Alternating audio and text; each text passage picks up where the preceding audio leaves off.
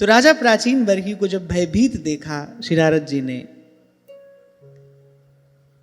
संतों का हृदय कोमल होता है, उनके हृदय में दया का उद्रेक हुआ और पुरंजनोपाख्यान श्री नारद जी ने राजा प्राचीन बरही को सुनाया, एक बोध कथा। पर अत्यंत उलझी हुई वो संशयात्मिका बुद्धि होने के कारण नारद जी के कहने का, वो कथा सुनाने का अभिप्राय राजा प्राचीन बरही समझ नहीं सके। लेकिन सीधे सच्चे हैं, नारद जी से कह दिया, बोले प्रभु जो आपने सुनाया वो हमने श्रद्धा पूर्वक सुन तो लिया, पर हमको समझ में नहीं आया। बोले ये जो बड़ी बड़ी बातें आप हमको सुना रहे हैं, बोले तो विवेकी जन समझ सकते हैं। मैं कौन हूं? मैं तो कर्म मोहित हूं, मेरी बुद्धि तो द्वंद्व में उलझी हुई है, मैं तो कर्म मोहित जीव हूं। मुझ पर कृपा करके आपको और सीधा और सरल कोई मार्ग बताना पड़ेगा। ये जो आपने समझाया, आपने बड़ी कृपा की, जो इस समय ऐसे समय मुझे आकर दर्शन दिया। मैं तो गलत मार्ग पर आगे बढ़ा ही जा रहा था, मुझे तो कल्याण का ठीक से अर्थ भी मालूम नहीं था, और मैं उस कल्याण की प्राप्ति के लिए जाने कौन कौन से कर्म किए चला जा रहा था। आपने कितनी कृपा की, कितना अनुग्रह किया, मेरे सन्मुख आप प्रकट हुए, मुझे सन्मार्ग पर ले जाने के लिए आप परिश्रम कर रहे हैं।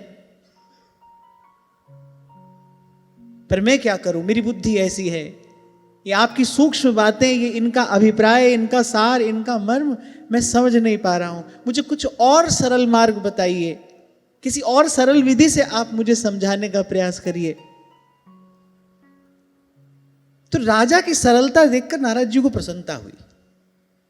बात समझ में नहीं आए तो सर हिलाने की आवश्यकता नहीं है कि हाँ आ गई बात समझ में।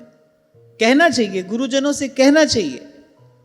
जाने कौन कौन से प्रकार के प्रश्न आप हमसे पूछते हो, सत्संग से जो चर्चा यहाँ होती है, जो चिंतन यहाँ होता है, उससे संबंधित प्रश्न पूछना चाहिए ना। आपका प्रश्न सुनकर हमको भी कुछ प्रसन्नता हो, क्योंकि ऐसा प्रश्न जो है वो कहने वाले और सुनने वाले दोनों को ही भगवत चर्चा में लगाता है ना, वो भगवत चिंतन में लगाएगा। तो राजा की सरलता देखकर नारद जी को प्रसन्नता हुई। नारद जी ने कहा अच्छा अब और प्रकार से तुमको समझाते हैं, ध्यान से समझो। शुक्लात् प्रकाश भूयिष्ठान् लोकानाप्नोति करहिचित् दुःखोदरकान् क्रियायासान् स्तमः शोकोत्कटान् क्वचित्। नारद जी ने कहा राजन तुम जो कर रहे हो वो क्या है? कर्म कांड है, कर्म है, कर्म का अनुष्ठान है। अच्छा कर्म कितने प्रकार का होता है?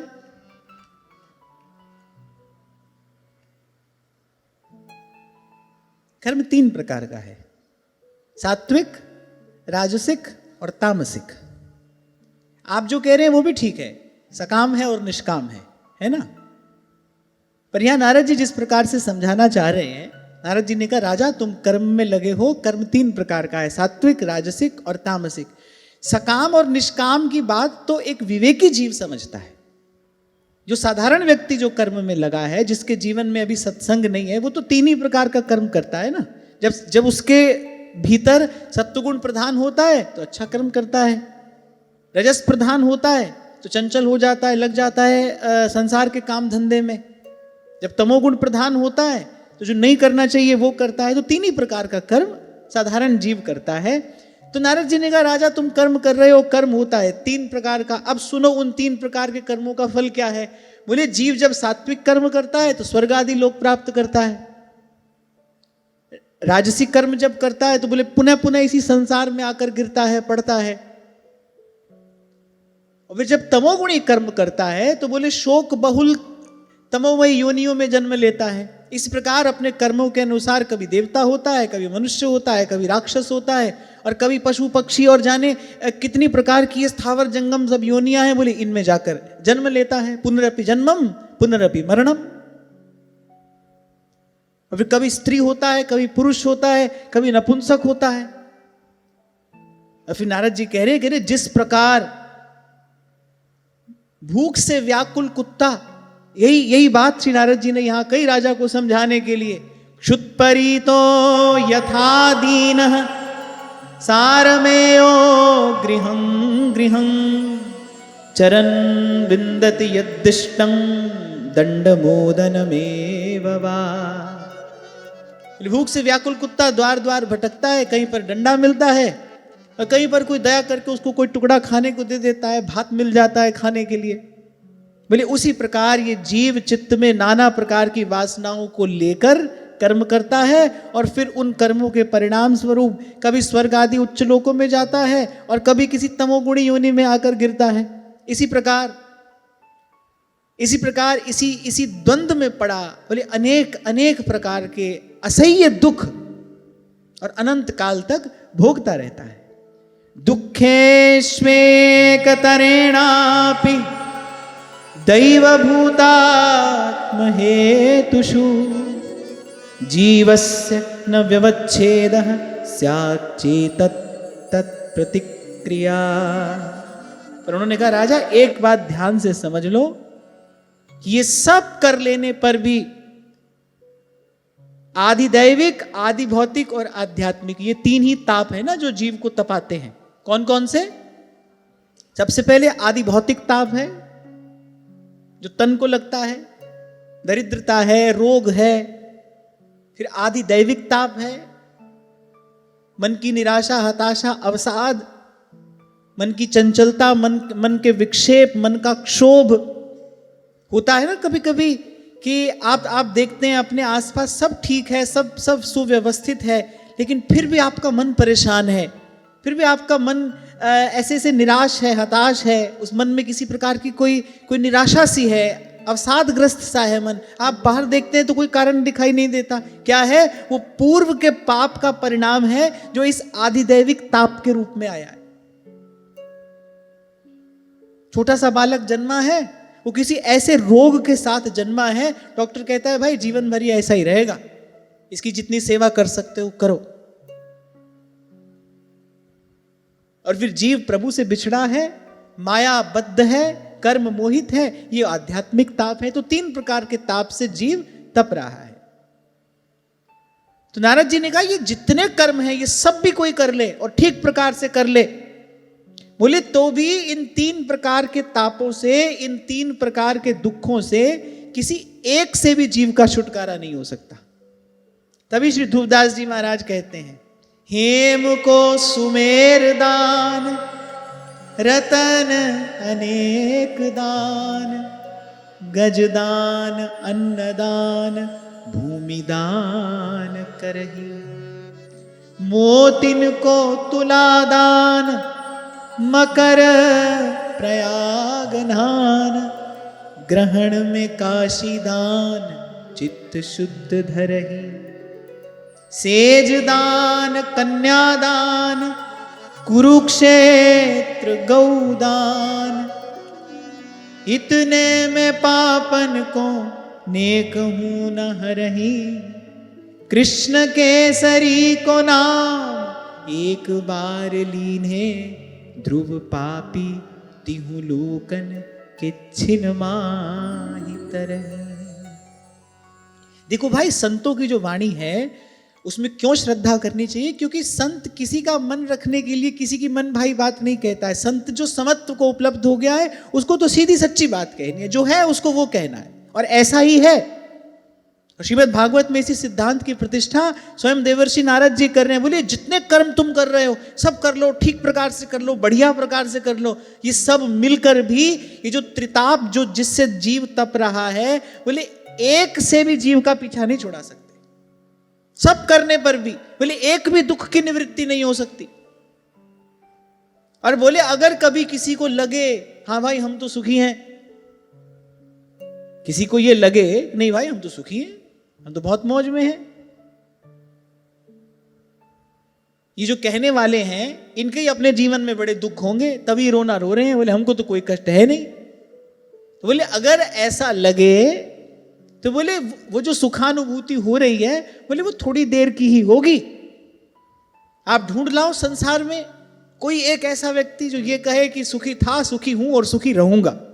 कोई एक व्यक्ति आप ऐसा ले आइए, वो कितना ही सबल समर्थ क्यों ना हो, कितना ही योग्य क्यों ना हो, क्या कोई ये कह सकता है मैं कल भी सुखी था, मैं आज भी सुखी हूं और मैं कल भी सुखी रहूंगा? भगवान के भक्त के अलावा ऐसी घोषणा कौन कर सकता है?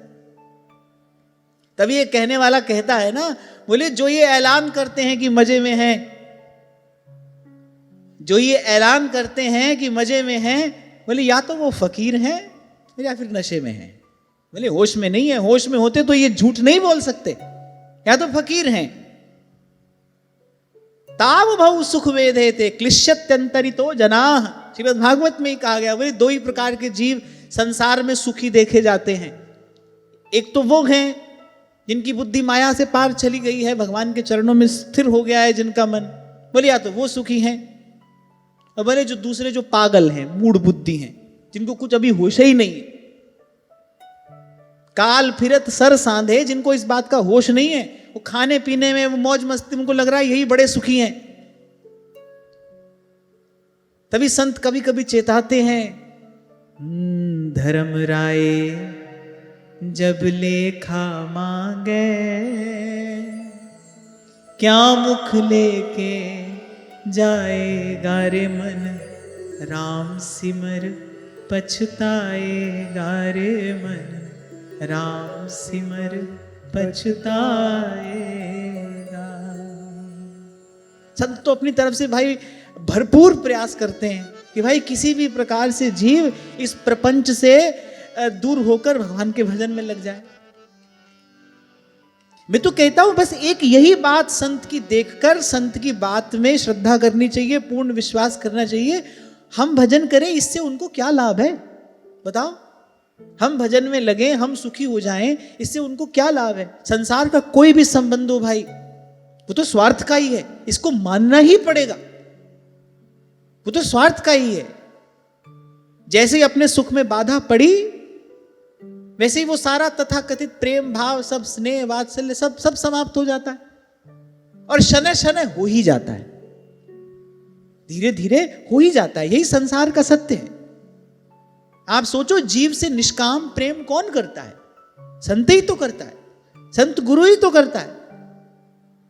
अब भगवान को भी कुछ पड़ी नहीं है विशेष, वो भी बैठे बैठे तमाशा देख रहे हैं। वेद में यही वर्णन मिलता है, बोले एक वृक्ष की डाल पर दो पंछी बैठे हैं, एक स्वतंत्र है, एक परतंत्र है। जो स्वतंत्र है वो परतंत्र को बार बार पिंजरे में पड़ता देखता है, पर कुछ करता नहीं, कुछ कहता नहीं, कुछ करता नहीं, देख रहा है दृष्टा होकर।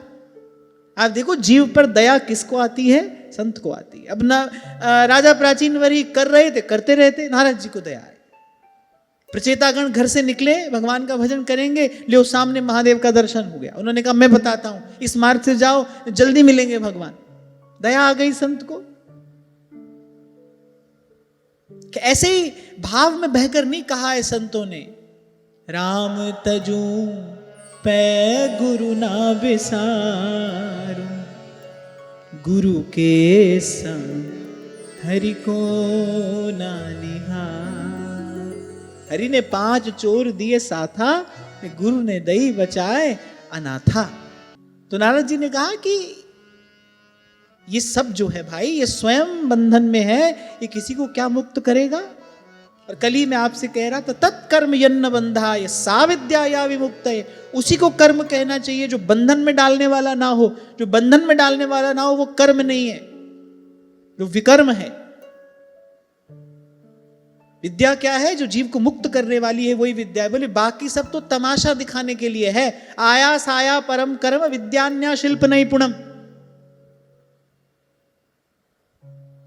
जो भी सीखकर संसार का मनोरंजन किया जा रहा है वो क्या है? कलाकारी तो है, और क्या है? कभी कभी तो आज का दृश्य देखकर लगता है कि अब यहां भी एक एंटरटेनमेंट इंडस्ट्री चल पड़ी है ना। पहले कथा सत्संग होता था, अब एक इवेंट होता है। इवेंट की सक्सेस जो है वो डिपेंड करती है कितने सेलिब्रिटी उसमें आए, सोशल मीडिया पे कैसा कवरेज हुआ, कैसा उसका प्रचार प्रसार किया गया। तो ये सब एक इवेंट जैसा हो गया ना, एक एंटरटेनमेंट इंडस्ट्री है। ये भी बुरा मानने की बात नहीं है, ऐसा ही है, ऐसा ही है। क्योंकि महादेव बता रहे हैं उत्तरकांड में, किसको कहना चाहिए सत्संग? जिसके आदि मध्य और अवसान में केवल भगवान की चर्चा हो, जिसका लक्ष्य किसी का मनोरंजन नहीं, जिसका लक्ष्य भव भंजन हो, वो सत्संग है। अरे जब तक कोई नेता अभिनेता नहीं आए तब तक तो आज तथाकथित ज्ञान यज्ञ सफल ही नहीं होता। पहले भागवत जी का अनुष्ठान होता था तो आकाश से विमान आता था। अभी तो जब तक यहां कोई सेलिब्रिटी आए नहीं तो सोशल मीडिया पे आपको कैसे कवरेज मिलेगी? तमाशा जब तक करोगे नहीं तब तक ताली बजेगी कैसे? क्योंकि संसार तो तमाशा देखकर ताली बजाता है ना। चमत्कार को नमस्कार है, तमाशा दिखता है तो ताली बजती है, मनोरंजन होता है तो भीड़ जाती है, यही सब तो होता है।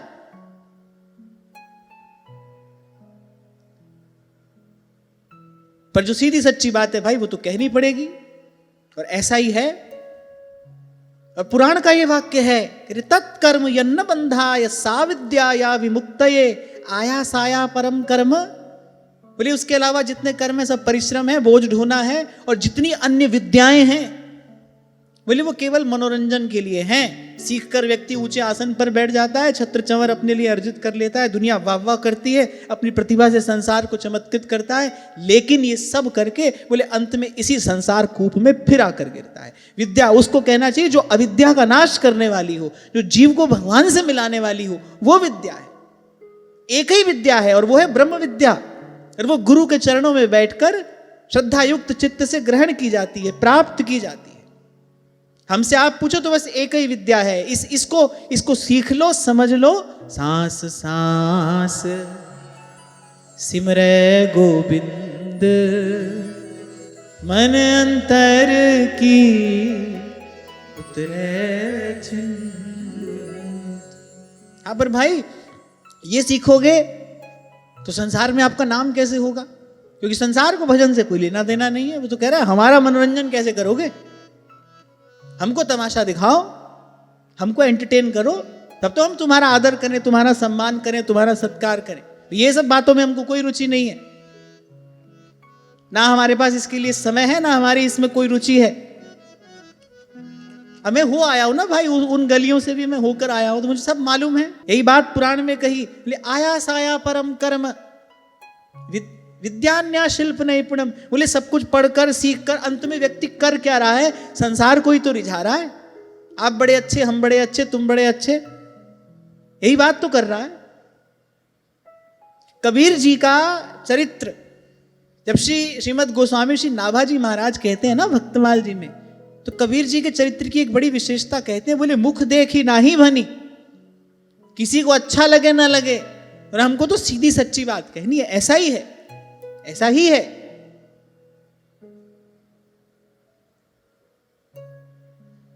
तभी शायद कुछ समय पहले आपसे कहा था ना मैंने, जब 2-3 लोगों ने मुझे लिखकर भेजा, बोले ये तो बड़ी कठिन चर्चा है। अरे कठिन चर्चा है तो भगवान से प्रार्थना करो, जीवन सात्विक बनाओ, बुद्धि शुद्ध होगी, समझ में आएगी ये बात। मैं कोई आपका मनोरंजन करने थोड़ी आ रहा हूं कि जो आपको अच्छा लगे, जो आपको समझ में आए वही गाना मैं यहां पर गाता रहूं। मैं इसलिए थोड़ी आ रहा हूं यहां पर। हम लोग श्रीमद् भागवत जैसे सत्शास्त्र के सानिध्य में बैठे हैं और अपने कल्याण का लक्ष्य लेकर बैठे हैं। और कल आपने सुन लिया कल्याण की परिभाषा क्या है। सारा काम मन को अच्छा लगने के लिए करते रहोगे क्या? इसीलिए तो कहा है कि मन ही बंधन और मोक्ष का कारण है, क्योंकि जो किया आज तक मन को ही अच्छा लगने के लिए किया। मन को अच्छा लग रहा है तो करेंगे, मन को अच्छा नहीं लग रहा है तो नहीं करेंगे। मैं तो कहता हूं जिस दिन भजन में मन न हो, जिस दिन सत्संग में जाने की रुचि इच्छा न हो, उस दिन तो बलात् हठात जाना ही चाहिए। मन भी नहीं किया और आपने भजन सत्संग भी नहीं किया, ये तो बिल्कुल ऐसा हुआ किस दिन ब्लड प्रेशर भी हाई है और जो गोली रोज खाते वो भी नहीं खाई, तो मरोगे ना। ये तो बिल्कुल ऐसा ही हुआ कि रोग भी पड़ गया, दवा भी नहीं ली। तो जिस दिन मन ना हो, जिस समय भजन की इच्छा रुचि ना हो, उस समय तो बलात् हठात करना ही चाहिए। अरे कई बार कहता हूं आपसे, संसार में कितने काम हैं बिना मन के करते ही हो आप। कल एक बहन ने बड़ा अच्छा प्रश्न पूछा था, अभी तो मैं आगे बढ़ूंगा पर उसका उत्तर आज दूंगा, कल समय नहीं मिल पाया। कितने काम है ऐसे जो आप वैसे बिना मन के करते हो, निपटाते हो उनको। भजन भी ऐसा कर लो किसी दिन मन ना हो पर करो। सब कुछ मन को अच्छा लगने के लिए नहीं करना है, सब कुछ मन के समाधान के लिए नहीं है। केवल मन ही नहीं हो आप, आपके पास बुद्धि भी है, चित्त भी है, उसका भी कुछ ध्यान रखना है, उसकी साल संभाल भी आपको हमको करनी है। तो खैर नारद जी ने कहा, बोले ये सब कर लो तो भी एक क्षण के लिए सुखी नहीं हो सकते। अच्छा एक और बात, कोई क्रिया आपको थोड़ी देर का सुख दे भी दे। एक रोगी व्यक्ति है, उसको कोई ऐसा रोग है जो औषधि से दूर नहीं हो रहा है, लेकिन वो धनी है, उसके पास धन है, लेकिन शरीर रोगी है, और रोग भी ऐसा है जो किसी औषधि से दूर नहीं हो रहा है। अब ले आए सेठ जी बहुत बढ़िया गाड़ी। अब बहुत बढ़िया गाड़ी में बैठकर, हो सकता है बढ़िया चलती हो, एसी वगैरह बहुत बढ़िया हो, अंदर बड़ी सुख सुविधा हो, सीट बहुत अच्छी हो, ये सब है, लेकिन वो बढ़िया गाड़ी वो जो पहले रोग लगा है उसको दूर कर सकती है क्या? वो दुख दूर कर सकती है? कोई नया सुख पुराना दुख दूर कर सकता है? नहीं कर सकता है। तो जब दुख की आत्यंतिक निवृत्ति नहीं हो सकती और सदा रहने वाले सुख की प्राप्ति नहीं हो सकती, तो ऐसे कर्म को करने का लाभ क्या है? ना तो आपका दुख छूट रहा है और ना ही कोई आपको ऐसा सुख मिल रहा है जो हमेशा आपके पास में रहे, फिर क्यों लगना है इसमें?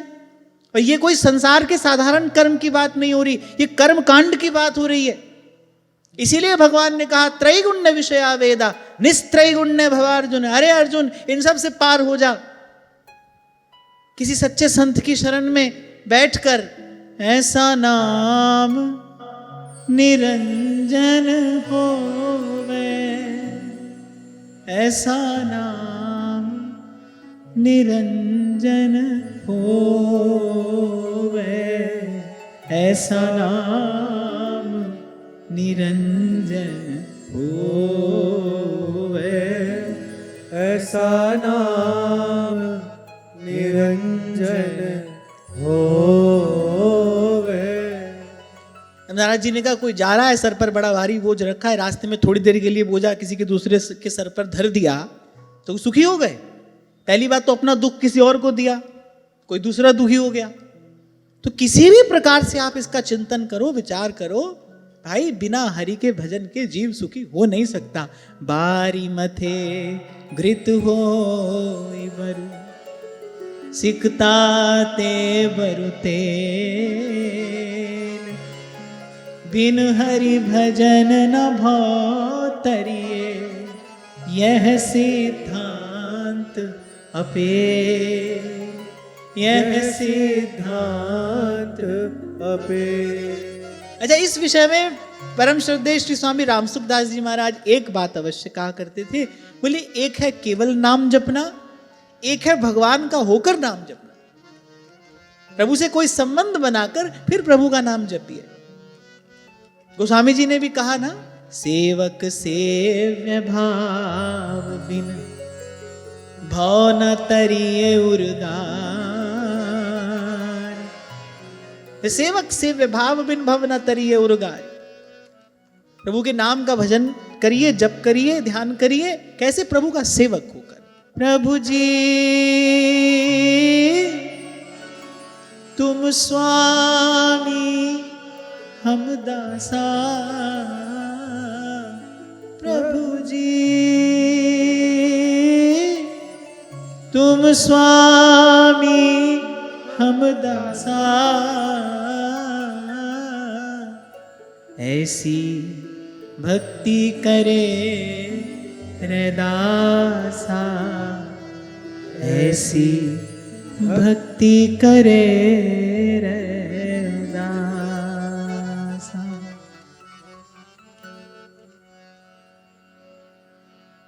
नारद जी ने कहा कि कर्म किसी भी प्रकार से कर्म बंधन से मुक्त नहीं कर सकता।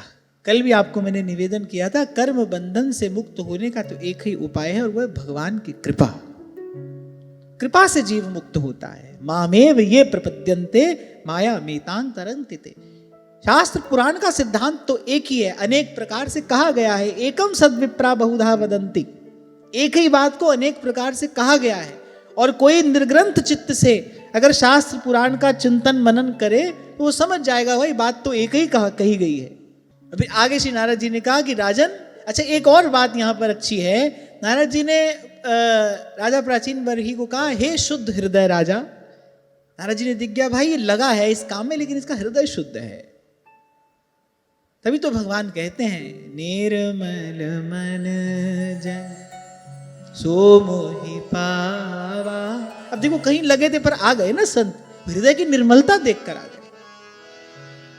इसीलिए बार बार आपको निवेदन किया जाता है, भाई बाहर कोई क्षति हो जाए उसको होने देना, पर देखना मन मैला नहीं होना चाहिए, मन में छल कपट ना आए।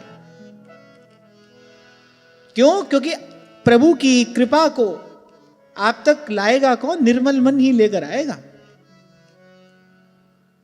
नारद जी ने कहा, बोले तुम शुद्ध हृदय हो, इसीलिए मैं तुम्हारे निकट आकर उपस्थित हुआ हूं, इसीलिए तुमको ये सदुपदेश कर रहा हूं। निर्मल हृदय हो। अब किसी ने लगाया, भोला भाला राजा लग गया, नारद जी को दया आई, आ रहे हैं उसको समझा रहे हैं और लगाएंगे उसको सन्मार्ग पे, क्योंकि नारद जी का तो संकल्प ही है, जिसको नारद जी का दर्शन हुआ उसको कभी ना कभी भगवान का दर्शन अवश्य होगा, ये बात निश्चित है। ऐसी उनकी भक्ति की महिमा है। तो नारद जी ने कहा, जिस प्रकार जागे बिना स्वप्न में होने वाले सुख दुख से मुक्ति का कोई उपाय नहीं है, बोले उसी प्रकार ये मोह तंद्रा में, मोह निद्रा में सोया जीव भी जब तक गुरु का संत का शब्द सुनकर जागे नहीं, जब तक जाग न जाए, बोले तब तक इस दुख की आत्यंतिक निवृत्ति हो ही नहीं सकती। जैसो चंदा उगवे सूरज चढ़े हजार, जैसो चंदा उगवे सूरज चढ़े हजार, एते चानन होया गुरु बिन घोर अंधार। सतनाम सतनाम सतनाम सतनाम। देखो महाराज यहां गुरु की उपमा किसको देते हैं? पवन गुरु पानी पिता माता तरत महत। देखो जल के बिना भी किसी प्रकार जीवन धारण किया जा सकता है। ऐसे योगी हुए, नहीं पीते जल, पर लेकिन पवन के बिना जीवन धारण नहीं किया जा सकता। एक बड़े अच्छे महात्मा कहा करते थे, बोले जीवन का लक्ष्य क्या है? जीवन का लक्ष्य उस परम जीवन को ही प्राप्त करना है जो मृत्यु से पार हो, जहां मृत्यु का भय ना हो, और वो जीवन बिना गुरु के संभव नहीं है।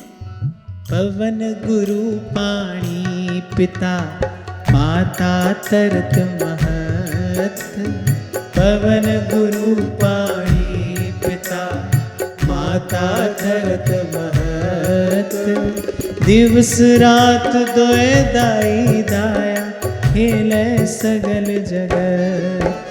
सतनाम सतनाम सतनाम सतनाम सतनाम सतनाम सतनाम सतनाम। जिन्नी नाम ते आया गए मसकत खाल, जिन्नी नाम ते आया गए मसकत काल, नानक ते मुख उजले कहती छुट्टी नाल। सतनाम सतनाम सतनाम सतनाम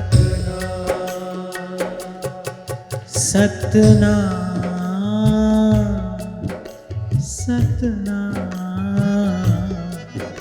सतनाम सतनाम। ऋषि मानस जी के उत्तर कांड में जब श्री रघुनाथ जी के राज्याभिषेक के बाद जब वेद स्तुति करने आए, तो वेद अपनी स्तुति में यही बात तो कह रहे हैं, जे ज्ञान मान विमत तव भव हरनि भक्ति न आदरी। हे प्रभु, आपकी विशुद्ध भक्ति छोड़कर जो अन्य अन्य कर्मों में लगे रहे, बड़ा उच्च कोटि का ज्ञान भी प्राप्त कर लिया, करे जे ज्ञान मान विमत तव भव हरनि भक्ति न आदरी, ते पाए सुर दुर्लभ पदादपि परत हम देखत हरि, जे ज्ञान मान विमत ते पाए सुर दुर्लभ पदादपि, करे परत हम देखत हरि। अरे स्वर्ग से गिरने की बात तो क्या, बोले जो देव दुर्लभ पद प्राप्त जिन्होंने किया है, बोले उनका भी पतन हो जाता है। अरे परत हम देखत हरि, और ये कौन कह रहा है? ये अपौरुष है, वेद कह रहे हैं, जो तभी से हैं जब से भगवान है, वो ये कह रहे हैं। बोले प्रभु हमारी दृष्टि के सामने तो कितनी बार युग परिवर्तन हुआ है, फिर एक बात हमने सब युगों में समान रूप से देखी, जे ज्ञान मान विमत। देखो बिना भक्ति के अगर शक्ति प्राप्त करोगे तो मदान्ध हो जाओगे, वही शक्ति पतन का कारण बनेगी। मैं कई बार कहता हूं ना कि शक्ति हो पर भक्ति न हो तो नारायण में भी नर दिखता है।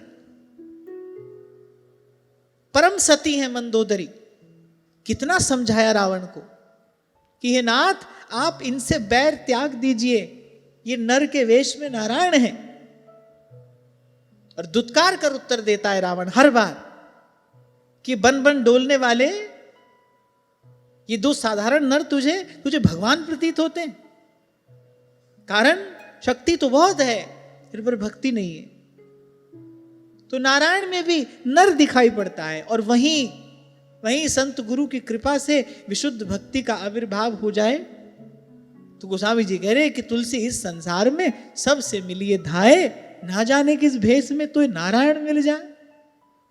हृदय में भक्ति बढ़े, नाम देव ने पकाई, रोटी कुत्ते ने उठाई, पीछे घी का कटोरा लिए जा रहे हो, बोले रूखी तो ना खाओ, थोड़ा घी तो लगाओ, रूप अपना क्यों मुझसे छिपा रहे। नर में क्या, वो तो प्राणी मात्र में नारायण का दर्शन कर रहे हैं। नामदेव जी का ही प्रसंग सुनाया था ना मैंने आपको कि उनकी टांग पर जब एक घाव हो गया तो एक वैद्य ने कहा अमुक वृक्ष की छाल लेकर आओ, उसको उबालकर उस जल से ये घाव धोगे तो स्वस्थ हो जाओगे। हाथ में कुल्हाड़ी लेकर वृक्ष की छाल लेने तो गए, पर लेकर नहीं आए। माता ने कहा क्या हुआ? नामदेव जी कहते मैं अपना दुख दूर करने के लिए किसी दूसरे को दुख कैसे दूं। माता भी परम भक्ता है, तभी नामदेव जी जैसा पुत्र जन्मा है। कह रहे जैसे ही नामदेव जी से सुना, क्रिया की प्रतिक्रिया होती है ना, कह रहे सहसा ही माता के दोनों हाथ उठ गए, नामदेव जी के सर पर दोनों हाथ रखे, बोले बेटा तू सच में साधु है, मैं धन्य हो गई तेरे जैसा पुत्र पाके, तू सच में भगवान का भक्त है, तू संत है। इसीलिए नामदेव जी के नाम के साथ ये संत शब्द सदा से कहा जाता रहा है। संत नामदेव, संत कबीर, संत रैदास। और देखो कैसा घोर कलिकाल आया, हम जैसे अपने आप को संत कहते हैं। व्यास जी कहते हैं अब हम हूं से भक्त कहावत। बोले देखो ये कलयुग का तमाशा है। बोले हमारे जैसे भी अब भक्त कहलाते हैं, संत कहलाते हैं। माला तिलक स्वांग धर हरि को नाम बेच धन लावत। बोले अब हम हूं से भक्त कहावत, हमारे जैसे संत कहलाते हैं। कौन होता है संत? जिसको अपने प्रभु के अतिरिक्त कुछ और दिखाई ना पड़े। मैं सेवक सचराचर रूप राशि भगवंत,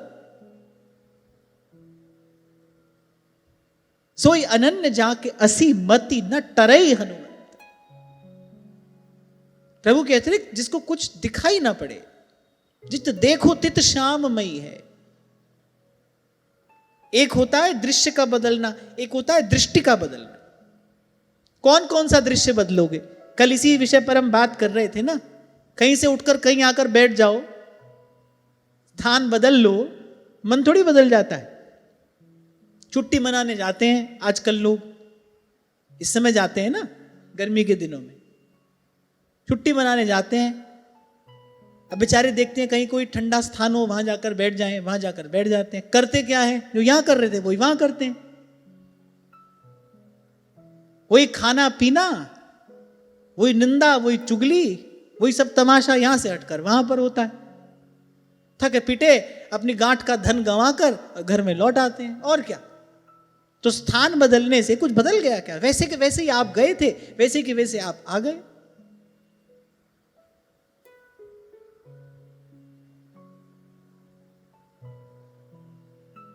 मन बदले। और मैंने कभी आपसे कहा था, आप बना सकते हो, आप नया मन बना सकते हो। तो एक होता है दृश्य का बदल जाना, उसमें ये कोई बहुत बड़ी सफलता नहीं है। धन कमा लो, थोड़े समर्थ हो जाओ, ये सब आप कर सकते हो। लेकिन एक है दृष्टि का बदल जाना। जो पहले दिखाई पड़ता था वो अब दिखाई नहीं पड़ता, और जो पहले नहीं दिखता था उसका अब अनुभव होता है। दृष्टि का बदल जाना। पहले ये मन काग था, करता जीवन घात, अब तो मन हंसा भया, मोती चुग चुग खा। आप देखो कौवे का स्वर किसको अच्छा लगता है? किसी को भी नहीं। अगर कहीं कर्कश स्वर की बात कहनी हो तो ये कहा जाता है, बोले कौवे जैसा स्वर है, ऐसा कर्कश होता है उसका स्वर। माने सुनने वाले के मन में एक क्षोभ पैदा कर देता है। बड़ी देर तक आप कौवे का स्वर सुनो, आपका मन परेशान हो जाएगा। और वहीं हंस, आप दूर से केवल उसका दर्शन ही कर लो, अरे हंस का चित्र ही देख लो, मुख पर मुस्कान आ जाती है। एक सुंदर सा चित्र देख लो आप हंस का, क्योंकि हंस तो कहां देखोगे, हंस तो मानसरोवर में ही रहते हैं। या फिर संत हंस होते हैं जो विवेकी जन है, या तो फिर वो हंस हैं। आप देखो ऐसे का दर्शन करो तो दर्शन कीजिए साधु का, और साहेब आवे याद, भगवत स्मरण होता है, तन मन प्रसन्न हो जाता है। यहां दोनों के वर्ण को देखकर कुछ नहीं कहा गया है, दोनों की वृत्ति देखकर कहा गया है। कबीर रंग देखकर नहीं कह रहे हैं कि एक उजला है एक काला है, ना ना, वो कह रहे दोनों की वृत्ति देखो। कह रहे करता जीवन घात, केवल दोष ही दिखता है। कौवे किसी वृत्ति हो, बोले दोष ही दिखता है। और ये बात तो गांठ बांध कर रख लो, जब तक दोष दिखेगा तब तक चैन से तुम रह ही नहीं सकते। जब तक आप दोष देख रहे हो, जब तक आपकी दृष्टि में दोष आ रहा है, वो आपको चैन लेने नहीं देगा। आप भले अपनी पीठ थपथपाते रहना, ये कह के अरे हम तो उड़ती चिड़िया के पर गिन लेते हैं, गिन लो, पर ये कोई जीवन की सफलता तो है नहीं, सुख प्राप्ति का मार्ग तो ये है नहीं। गिनो, अच्छा पर गिन गिन के करोगे क्या? सारी चिड़ियाओं के पर गिन लो, तुम्हारे पर तो निकलने से रहे, तुम तो चिड़िया के जैसे उड़ नहीं सकते, है ना। खूब गिनो, बैठे बैठे पर गिनो। देखो सत्संग ना हो तो इसी गधा पच्चीसी में ही तो व्यक्ति लगा रहता है, इसी में तो उसका जीवन निकल जाता है। जीवन में सत्संग ना हो तो जीवन की यही दुर्दशा होती है, अपनी पीठ थपथपाया जा रहा है। हमारी चतुराई तो पूछो ही मत।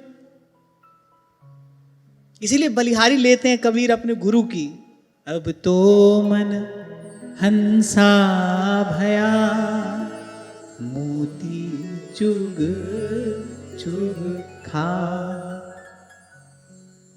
जब दृश्य बदल जाए,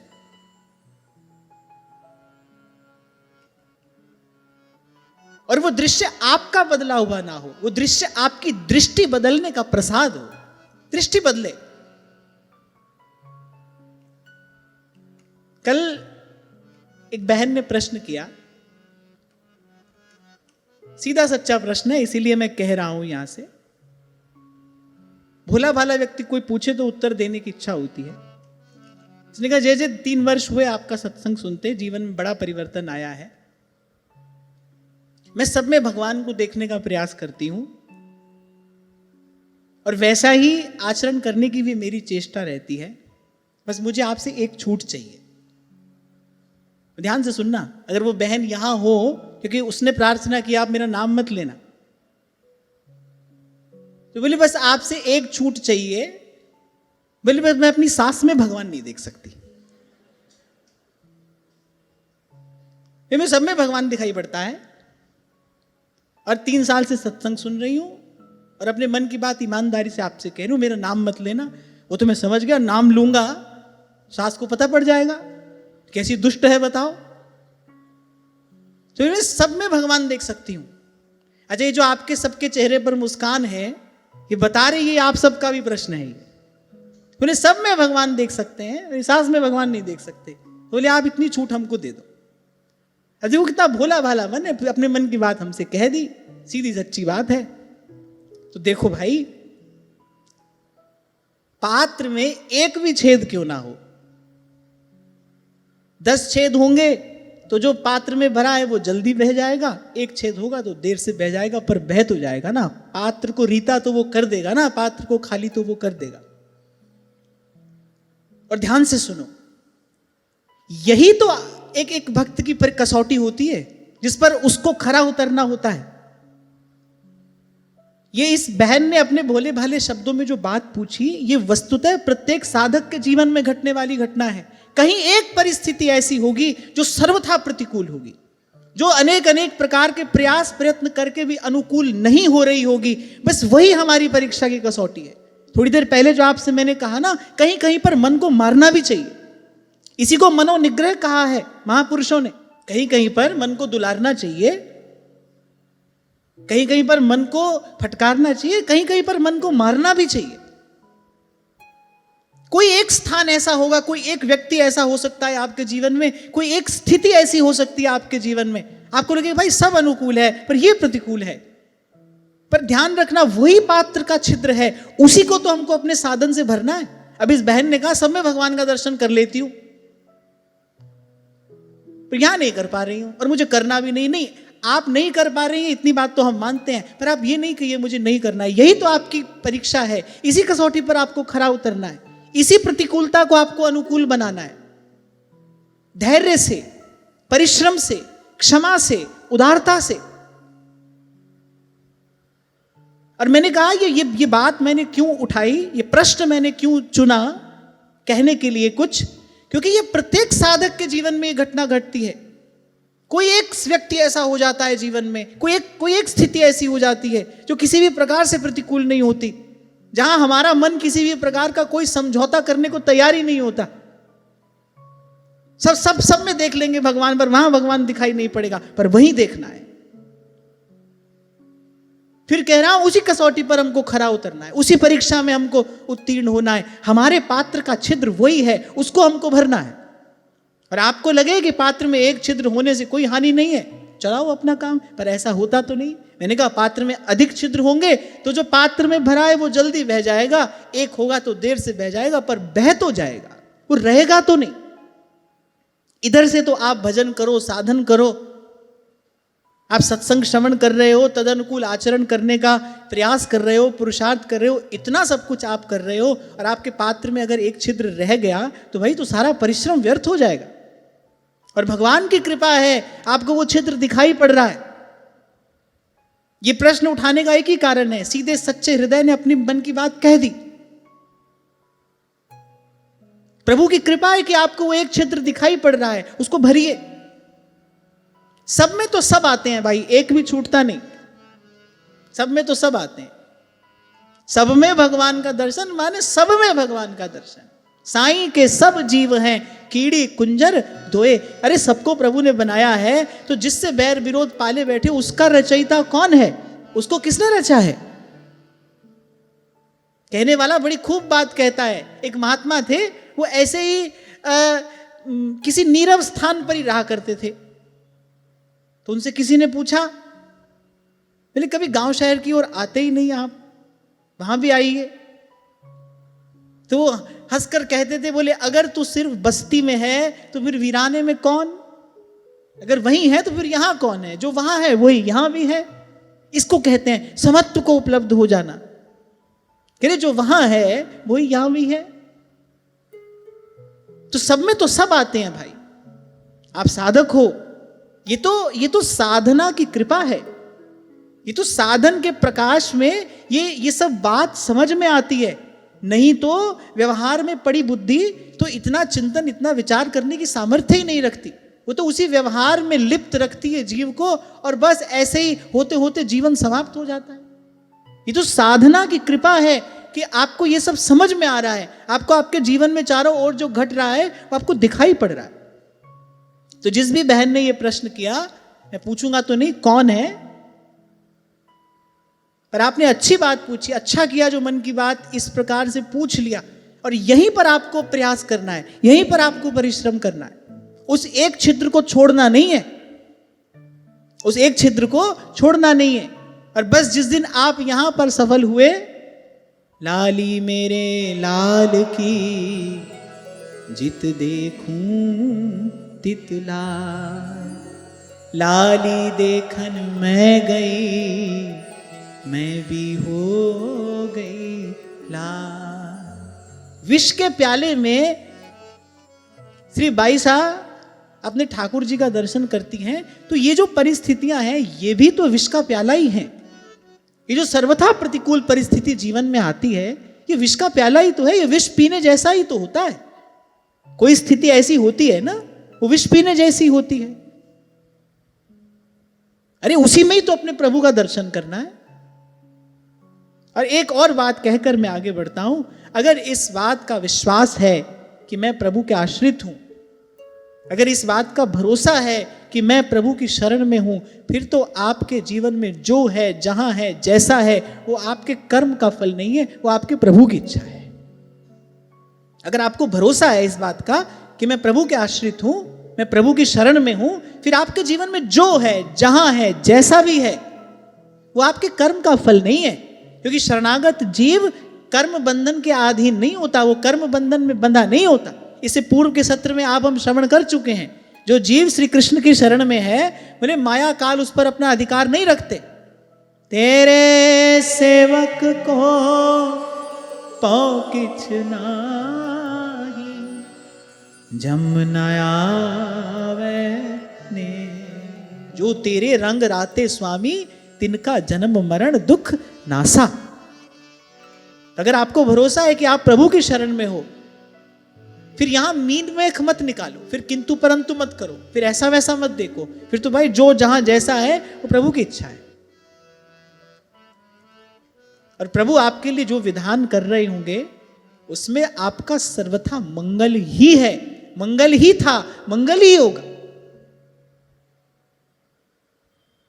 इसी को कहते हैं दृष्टि बदलना। दृष्टि बदली, जो कल प्रतिकूलता थी आज अनुकूलता हो गई। जिसका समाधान किसी भी प्रकार से नहीं हो रहा था, उसका समाधान हो गया दृष्टि बदल जाने से। इसी को कहते हैं दृष्टि बदलना। इसलिए कह रहा हूं आपसे, भाई समर्थ हो आप दृश्य बदलो, लेकिन वो कोई बहुत बड़ी सफलता नहीं है। जैसे श्री नारद जी ने कहा कि सब साधन करके किसी को अगर थोड़ी देर का सुख मिल भी जाए तो दो बात है, एक तो वो सुख सदा रहेगा नहीं, और वो जो पड़ोसी दुख है उसको दूर नहीं कर सकता। जैसे आपको एक उदाहरण दिया मैंने, बड़ा सेठ है पर रोगी है, अब ले आया बहुत बड़ी गाड़ी, उसमें बैठे, अब बाहर वाले को तो लगता होगा क्या आनंद ले रहा है, अमुक व्यक्ति क्या आनंद ले रहा है, और उससे जाकर पूछो, उसका तो पुराना दुख गया नहीं। कोई भी नया सुख पुराने दुख से नहीं छुड़ाता है। तो ये सब बात समझकर नारद जी ने अंत में कहा कि राजन, जिस प्रकार निद्रा से जागे बिना स्वप्न के सुख दुख की पूर्ण रूपेण निवृत्ति नहीं हो सकती, बोले उसी प्रकार संत गुरु के शब्द जब तक कान में नहीं पड़ते, तब ही हो ही सब संशय भंगा, जब बहुकाल करिए सत्संगा। दीर्घ काल तक जब तक सत्संग का सेवन नहीं किया जाता, जब तक मोह की तंद्रा ठीक प्रकार से टूट नहीं जाती, जब तक जीव जाग नहीं जाता, फिर तब तक दुख नहीं छूटता। और वहां वेद स्तुति कर रहे हैं, ते पाए सुर दुर्लभ पदादपि परत हम देखत हरि जे ज्ञान मान विमल। तो बोले इनकी आत्यंतिक निवृत्ति का उपाय तो एकमात्र आत्मज्ञान ही है, ब्रह्म विद्या ही है, भगवान की भक्ति ही है। अथात्मनोर्थभूतस्य यतो नर्थ परंपरा संसृतिस्तद्व्यवच्छेदो भक्त्या परमया गुरौ। महाराज जी ने कहा राजन, जिस अविद्या के कारण जीवात्मा को, अब जीवात्मा कौन है? ममैवांशो जीवलोके, जीवभूतः सनातनः, ईश्वर अंश जीव अविनाशी चेतन अमल सहज सुख राशि। और जिस अविद्या के कारण जीवात्मा को ये जन्म मरण रूपी अनर्थ परंपरा प्राप्त हुई है, बोले उसकी निवृत्ति गुरु स्वरूप श्री हरि में सुदृढ़ भक्ति होने पर ही हो सकती है। यहाँ एक बड़ी गंभीर बात यहां कही जा रही है, बोले गुरु स्वरूप भगवान, यानी भगवान की जो कृपा शक्ति है वही गुरु है। गत सत्र में बड़े विस्तार से हमने इस पर चर्चा की थी। गुरु कोई व्यक्ति नहीं होता, भगवान ही गुरु हैं। हमारा गुरु तुम्हारा गुरु ऐसा कोई प्रश्न नहीं होता। कोई कहे आपके भगवान कौन है, कोई प्रश्न, ठीक है बताओ, ये कहने में सुनने में आती है ना बात, आप किसको मानते हैं हम किसको मानते हैं। तुम्हारे मानने से कोई भगवान थोड़ी होगा। आप जिसको मानते हैं वो तो आपकी मान्यता है ना, जाको है जहां सो मन मान्यो। कोई ये प्रश्न कहे आपके भगवान कौन है, आपके भगवान कौन है, तो प्रश्न ही अनुचित है। भाई भगवान तो एक है, एको हम द्वितीयो नास्ति। जो भगवान है वो स्वयं घोषणा कर रहा है भाई मैं एक ही हूं। उससे मिलने वाले भी यही कह रहे हैं, एक ओंकार। उससे मिलने वाले भी यही कह रहे हैं, उसका दर्शन करने वाले भी यही बात कहते सुनाई पड़ रहे हैं, भाई वो एक ही है, दूसरा नहीं है। तो जैसे ये प्रश्न ठीक नहीं है ना कि आपके भगवान कौन हमारे भगवान कौन, ऐसे ये प्रश्न भी ठीक नहीं है आपके गुरु कौन हमारे गुरु कौन। जो गुरु है ना वही गुरु है, वही सबका गुरु है, वही वास्तविक गुरु है। कृष्णम वंदे जगत गुरुम। तो जो भगवान की कृपा है, जो कृपा शक्ति है, पहले भी मैंने आपको निवेदन किया था, सब शक्तियों में सर्वोपरि भगवान की कृपा शक्ति है। और वो कृपा शक्ति गुरु सत्ता ही है। वही जब अवतरित होती है किसी के जीवन में तो ये सब बंधन टूटते हैं। तो नारद जी ने कहा भाई एक ही उपाय है राजन, ये जो सब कर रहे हो ये सब पचड़ा छोड़ो, मेरी सब झंझट से बाहर निकलो, मिले और गुरु स्वरूप श्री हरि में सुदृढ़ भक्ति हो, तभी इस दुख से तुम्हारा पीछा छूटेगा। आप देखो श्रीमद् भागवत की कथा जब आरंभ हुई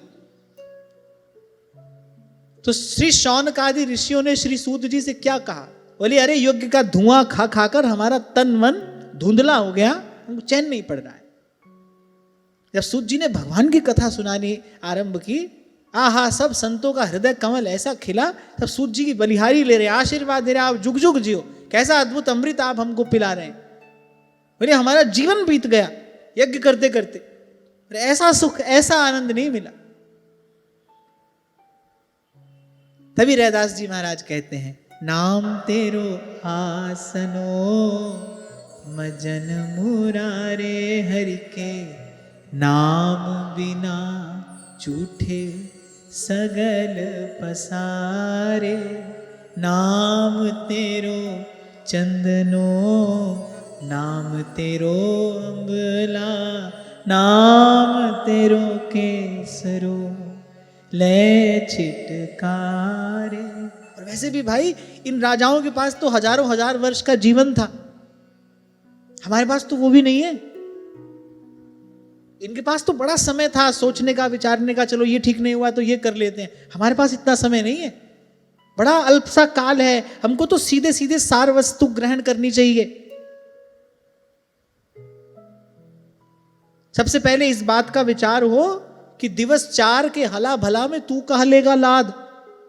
ऐसे ऐसे बड़े बड़े राजा महाराजा सब यहीं कहीं धरा रह गया, वो बेचारे कुछ नहीं कर पाए, हम क्या कर पाएंगे। और जब ये बात समझ में आ जाए तो तीव्रेण भक्ति योगेन यजेत पुरुषम परम, तीव्र भक्ति योग से भगवान की आराधना। तीव्र भक्ति योग अर्थात सब छोड़कर, एक निष्ठ होकर, एक निष्ठ होकर। तीर्थ व्रत को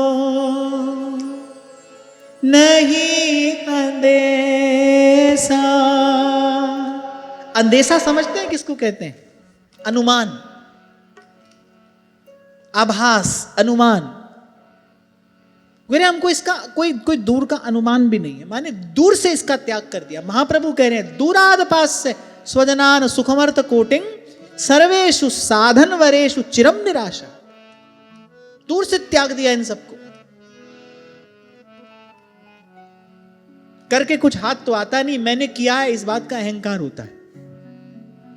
बड़ी विचित्र बात है, ये सब करके हाथ तो कुछ नहीं आता, पर मैंने किया इसका अहंकार होता है, मन खेद को प्राप्त होता है। और भक्ति के देश में सबसे पहली बात ही यही है कि जो कुछ किया सो तुम किया, मैं कछु किया ना। तीर्थ व्रत को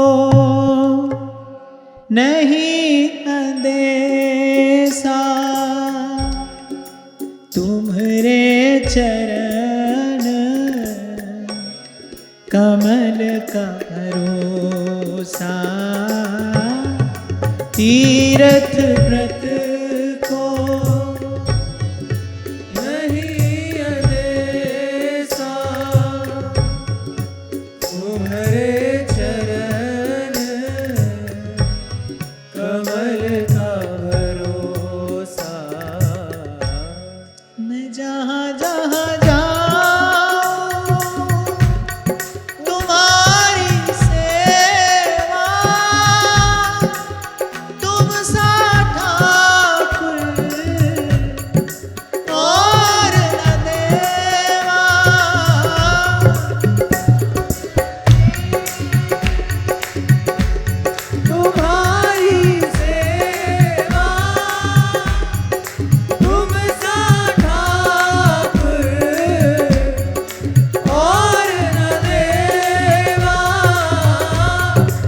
जो तुम तोरो पिया मैं ना तोरूं, तुम सो तोर कमर सो जोरूं। जो तुम तोरो पिया मैं ना तोरूं, तुम सो कवन सो जोरूं।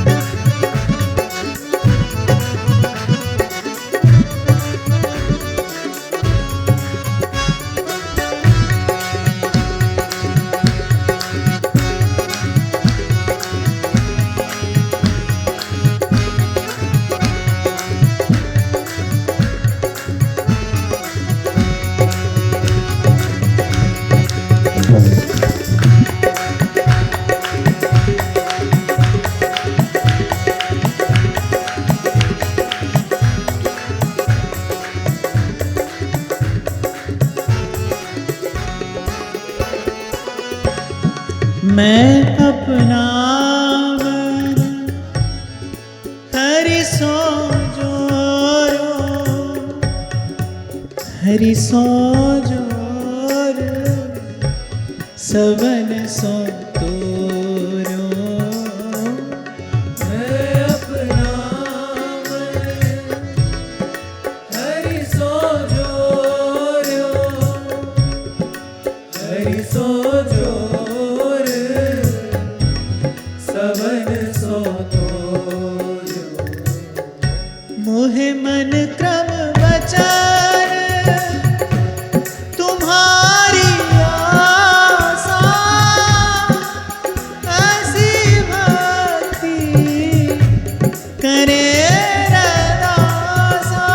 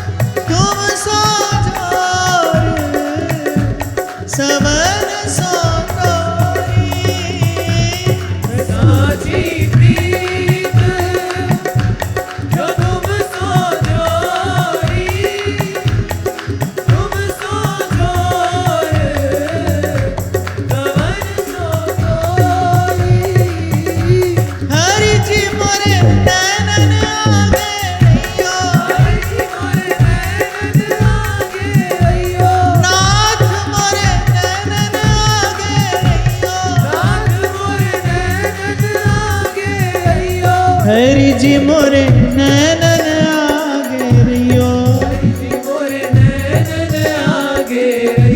नाथ मोरे नैनन आगे रहियो, हरि जी मोरे नाथ मोरे, हरि जी मोरे नैनन आगे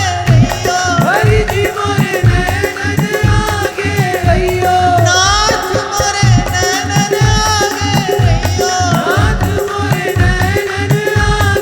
रहियो, हरि जी मोरे नैनन आगे रहियो, नाथ मोरे नैनन आगे रहियो, हरि जी मोरे नाथ मोरे, हरि जी मोरे नैनन आगे रहियो, नाथ मोरे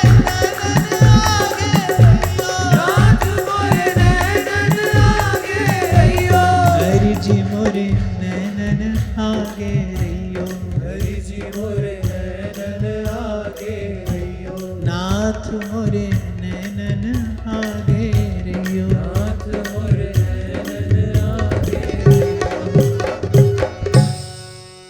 और वैसे भी जिसको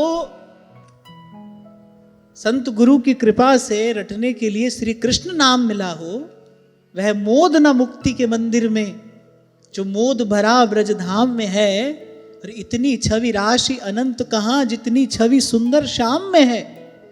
शशि में न सरोज सुधा रस में, न ललाम लता अभिराम में है। और अनुभवी जन कह रहे हैं कि इतना सुख और किसी में नहीं जितना सुख कृष्ण के नाम में है। इसको रटने के लिए हरि नाम मिला है, इसको रहने के लिए प्रभु के शीतल शंतम चरणों की छाया मिली है। उसे यहां वहां क्यों भटकना है?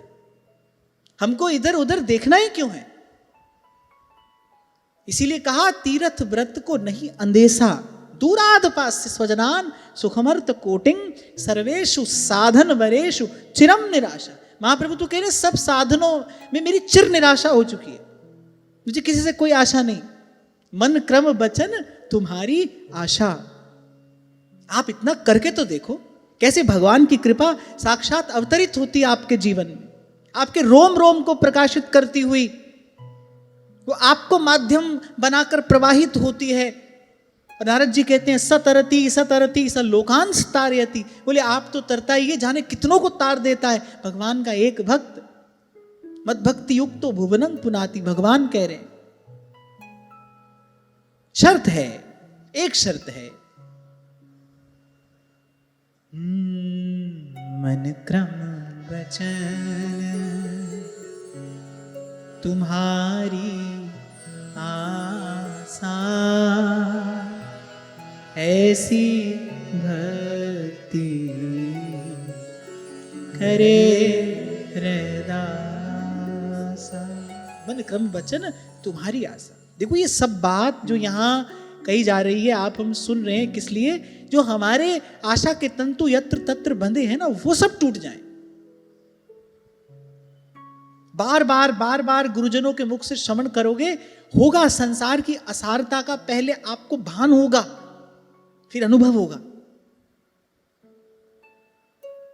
और वस्तु की निसारता का अनुभव हो जाने के बाद कोई उस पर परिश्रम नहीं करता। आपको पहले भी एक उदाहरण दिया था, आपको ये कह दिया जाए भाई ये इस मटकिया में जल भरा है, इसको शाम तक बैठकर मथो, आप मथोगे? आप कहोगे भाई इसको क्यों मथना है, शाम तक क्या, पूरा जीवन भी मथ लो, इससे कुछ निकलेगा थोड़ी, पानी से क्या निकलेगा। ऐसे ही जब संसार की असारता का बोध हो जाता है, जब अनुभव हो जाता है, फिर इस पर परिश्रम नहीं किया जाता, फिर इसको जहां का तहां जैसा का तैसा छोड़ दिया जाता है। तेरे भावे जो करे भलो बुरो संसार, फिर नारायण तू बैठ के अपनो भवन बुहार। कल भी तो आपसे यही कह रहा था, श्री स्वामी जी महाराज कहते थे ये बात, अरे हमको संसार की पंचायती में क्यों पढ़ना है, भला हो रहा है बुरा हो रहा है, अरे जिसका संसार है वो देखेगा, हमको तो भगवान से मतलब है। इसी को कहते हैं मन क्रम वचन तुम्हारी आशा। ये सब कर्मेंद्रियां, ये सब ज्ञानेंद्रियां, ये मन भगवान में लगाना है। कि प्रभु में लगे, प्रभु का दर्शन हो, भगवत कथा का श्रवण हो, भगवान की लीला का गान हो, हाथ से भगवान की संतों की सेवा हो। आगे कहा श्री नारद जी ने, वासुदेवे भगवती भक्ति योगः समाहितः सध्रीचीनेन वैराग्यं ज्ञानं च जनयेष्यति। बोले इस प्रकार अगर एकाग्रता पूर्वक भगवान के चरणारविंद की भक्ति की जाए तो बोले वो जो भक्ति भाव जो है वो हृदय में ज्ञान और वैराग्य का आविर्भाव करा देता है। इसीलिए कह रहा हूं आपसे, बार बार संतों के मुख से, गुरुजनों के मुख से ये सब बात श्रवण करोगे, इससे क्या होगा, एक दिन मन हट जाएगा संसार से, हटेगा, अवश्य हटेगा। संत जब कहता है तो वो अपने मन में यही लक्ष्य लेकर तो कह रहा है कि भाई जो सुनने वाला है उसके प्रपंच की निवृत्ति हो, उसका मन भगवान में लगे।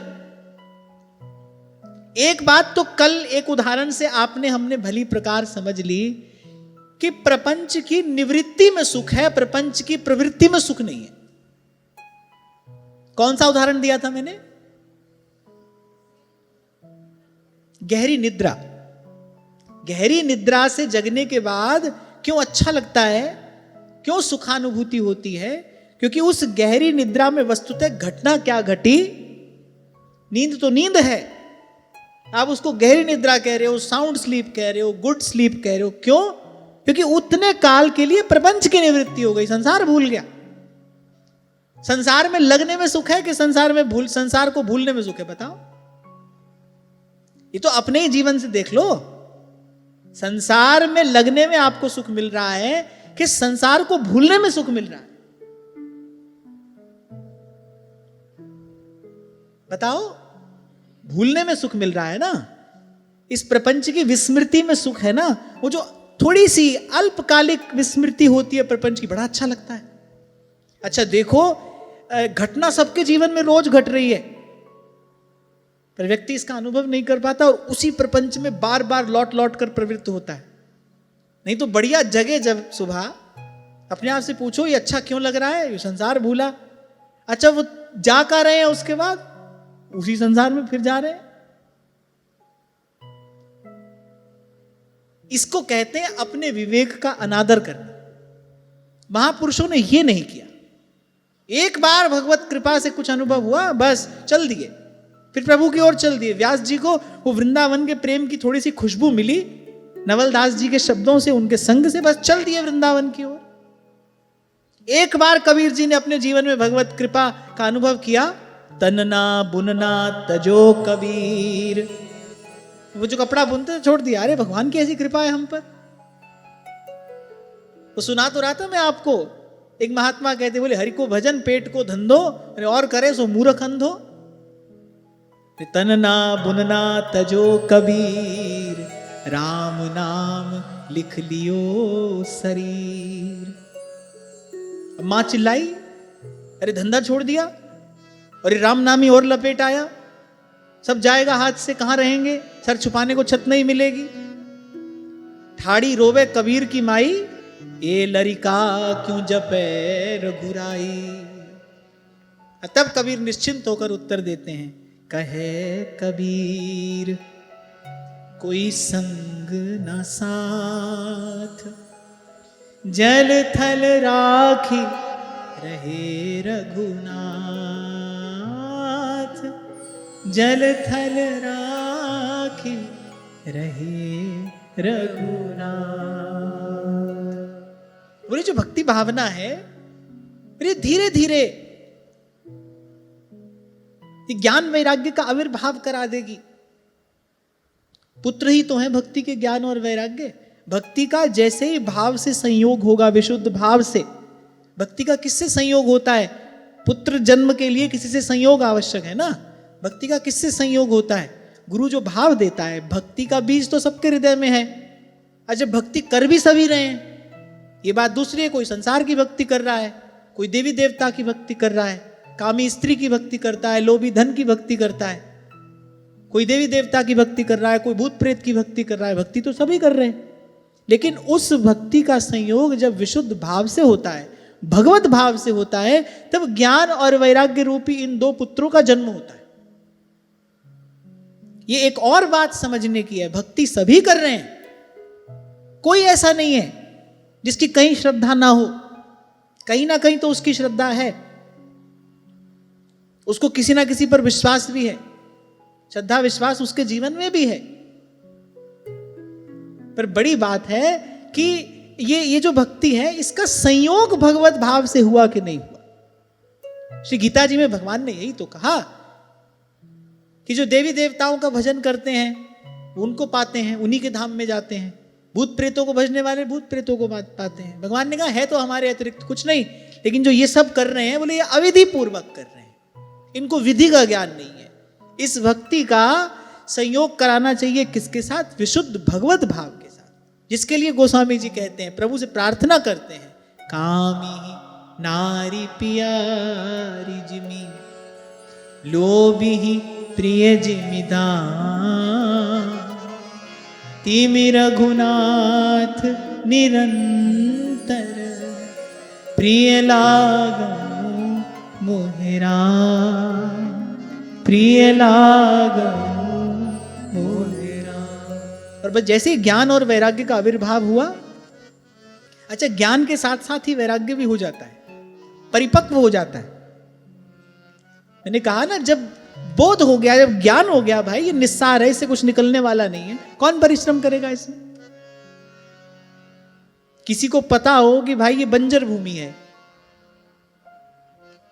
कौन किसान उस पर खेती करता है? उसको तो बंजर कहकर छोड़ दिया जाता है ना, बंजर है, संभावना नहीं, इसमें उर्वरता नहीं है, इसमें संभावना नहीं है। तो जैसे ही सत्संग की कृपा से ये बोध हो जाता है, भाई इस संसार से सुख की संभावना नहीं है, बस उसी क्षण सब छोड़कर बैठ जाता है कोई और कहता है अरे अब तेरे भावे जो करे भलो बुरो संसार। जब तक पचमर रहे हैं तब तक किस लिए पचमर रहे हैं? गांठ बांध लेना, लग रहा है भाई कुछ मिलेगा यहां से। जैसे ही समझ में आया, ध्रुवदास जी कहते हैं सिद्धांत तो बिगानी का पर अपनी निवेद। अब दूर से देखो तो लगता है कि तो बड़े स्वार्थ की बात है, कहा जा रहा है तुमको किसी से क्या लेना देना, तुम तो अपना समाधान करो, अपना देखो। पर यहां कहा गया है अपनी निवेर, माने सब ओर से अपने मन को समेटकर हरि के चरणों में लगाओ। एक बुझा हुआ दिया लाख प्रकाश की बात करता रहे पर दे तो नहीं सकता है किसी को प्रकाश, उसके लिए तो उसको ज्योति चाहिए। तो ऐसे ही बड़ी बड़ी बात बड़ा हो जाने पर अच्छी लगती है भाई। बड़ी बात जितनी भी है ना वो बड़ा हो जाने पर अच्छी लगती है। और कोई बड़ा कब होता है? बड़े से लगकर कोई बड़ा होता है। बड़ा एक है, बाकी तो सब छोटे हैं। उससे लगकर, उससे जुड़कर, उसका होकर कोई बड़ा होता है। तो पहले बड़े हो जाइए फिर बड़ी बात करिए। ये जो बात कही गई है ना, किस लिए कही गई? सब ओर से अपना मन समेटकर पहले अपना कार्य सिद्ध करो, पहले अपना दीपक तो जलाओ। अच्छी बात है आप सोच रहे हो कि हम किसी के घर प्रकाश करें, अरे पर पहले अपना दीपक तो जलाना पड़ेगा। स्वार्थ में लगा मन, विषय विकार में लगा मन, अहमता ममता में लगी बुद्धि कैसे परहित करेगी भाई?